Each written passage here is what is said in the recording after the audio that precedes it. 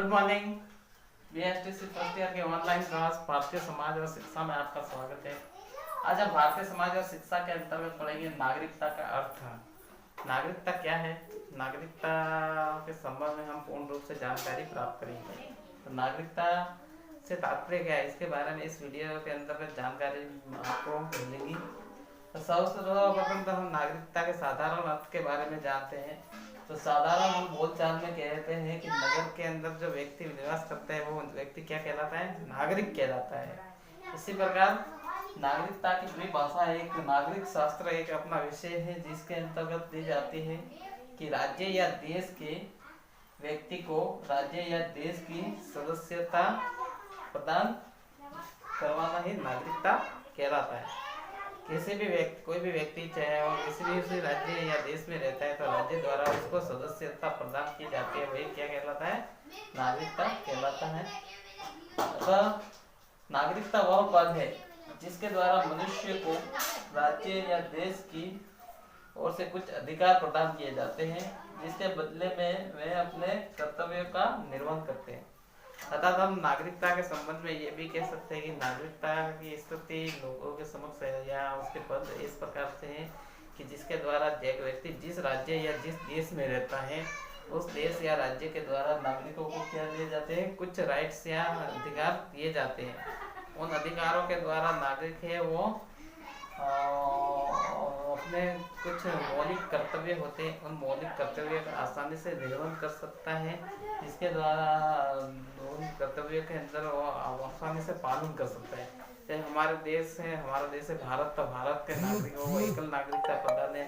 तो एकल नागरिकता प्रदान होने के साथ में भारतीय नागरिकों को विभिन्न प्रकार से 6 मुख्य रूप से मूल अधिकार प्राप्त है और इसके अलावा उनके कुछ कर्तव्य है, नीति निर्देशित कर्तव्य जैसे 11 कर्तव्य, उन 11 कर्तव्यों की भी उनको पूर्ण जानकारी दी जाती है। अतः उन्हें नागरिकता प्रदान है तो वे आसानी से अपने कर्तव्य का निर्वहन है वो कर सकते हैं। तो प्रत्येक व्यक्ति है अपने कर्तव्य का पालन करता है। इस प्रकार से एक हेराल्ड लोस्की ने भी इसकी परिभाषा दी है कि शिक्षित बुद्धि को ही सार्वजनिक कल्याण के लिए प्रयुक्त करना ही नागरिकता है। अतः कह सकते हैं कि हम अपनी जो बुद्धि है, शिक्षित बुद्धि है, उसका प्रयोग है वो उस बुद्धि का प्रयोग हम सार्वजनिक कल्याण सभी के हितों के अंदर करते हैं तो वही क्या कहलाती है, हमारी नागरिकता कहलाती है। अतः नागरिकता कहलाती है जिसके नागरिकता के मुख्य तत्व है वे भी इस प्रकार से नागरिकता किन किन व्यक्तियों को प्रदान की जाती है उनके संबंध में जानकारी। पहला है राज्य की सदस्यता अनिवार्य है। जिस व्यक्ति को जिस राज्य की नागरिकता दी जाती है या देश की नागरिकता दी जाती है वह उस देश का मूल रूप से क्या होना चाहिए, सदस्य होना चाहिए। जैसे हम भारत के नागरिक है तो हमें कौन सी नागरिकता मिलेगी, भारत की मिलेगी। यदि हम भारत के नागरिक नहीं होंगे तो हमें भारत के नागरिक है वो नागरिकता है वो नहीं मिल पाएगी। अतः जिस व्यक्ति को उस राज्य का मूल निवासी होना चाहिए या उस देश का मूल निवासी होना चाहिए जैसे उसे जिस देश की नागरिकता मिलती है। फिर नेक्स्ट है मूल रूप से भारतीय होना। व्यक्ति जन्म से मूल रूप से भारतीय हो या उसके माता पिता है उनमें से माता पिता भी भारतीय होने अनिवार्य है, तभी व्यक्ति को नागरिकता है वो प्रदान होती है। जिस देश के उसके माता पिता होंगे, जिस देश में व्यक्ति का जन्म होता है उसी देश अंतर्गत उसको मूल रूप से नागरिकता प्रदान की जाती है।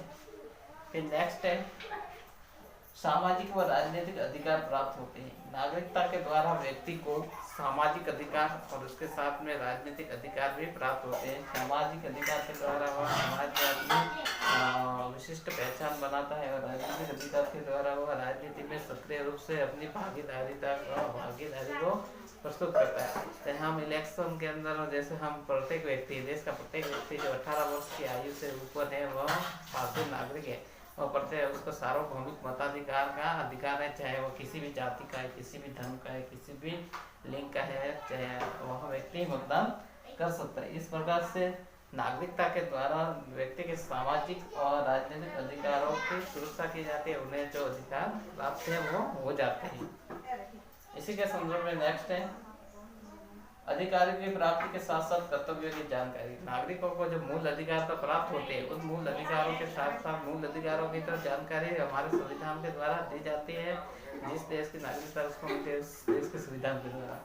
लेकिन उस मूल अधिकारों की प्राप्ति के साथ में नागरिकों को ये भी समझाना अनिवार्य है कि उसके अपने देश के प्रति कौन कौन से कर्तव्य है, उनका किस प्रकार से पालन करना है, इस संदर्भ में जानकारी नागरिकों को दी जाती है।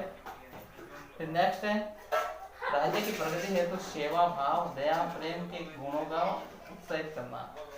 नागरिकता, जैसे ही व्यक्ति को नागरिकता मिल जाती है तो उसको इस प्रकार की भी शिक्षा दी जाए कि राज्य की प्रगति के लिए वह प्रत्येक व्यक्ति के साथ सेवा से संबंधित भाव रखे, दया संबंधित भाव रखे आदि इसकी प्रगति के लिए अपने प्राणों को भी उत्सर्ग करने के भावों को अपने देश में संजोए रखे अपने जीवन में।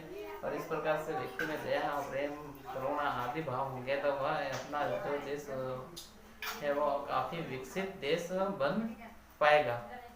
तो इस प्रकार से आज नागरिकता के संबंध में इस प्रकार से जानकारी थी। तो इसको हम एक बार पुनः रिपीट करते हैं, जिन्हें साधारण बोलचाल में किसी नगर के व्यक्ति को नागरिक कहते हैं। इसी प्रकार राज्य या देश के जिस द्वारा जो व्यक्ति की सदस्यता प्राप्त होती है वही नागरिकता कहलाती है। जिसके बदले में राज्य है वो क्या करता है, नागरिकों को कुछ अधिकार देता है और अधिकार के बदले में नागरिक है वो अपने कर्तव्यों का निर्वहन करते हैं। लोस्की ने कहा है कि नागरिकता के है अपनी सर्वश्रेष्ठ बुद्धि को सार्वजनिक कल्याण के लिए उसका प्रयोग करना ही नागरिकता है। अतः हम कह सकते हैं कि नागरिकता के कुछ तत्व है, जैसे राज्य की सदस्यता अनिवार्य, मूल रूप से भारतीय होना, सामाजिक व राजनीतिक अधिकार प्राप्त होना, अधिकारों की प्राप्ति के साथ साथ कर्तव्यों का भी उन्हें ज्ञान होना, इसके अलावा राज्य की प्रगति हेतु तत्पर तैयार रहना और विभिन्न प्रकार के गुणों को विकसित करना ही नागरिकता कहलाती है। तो इस प्रकार से आज की क्लास में इतना ही।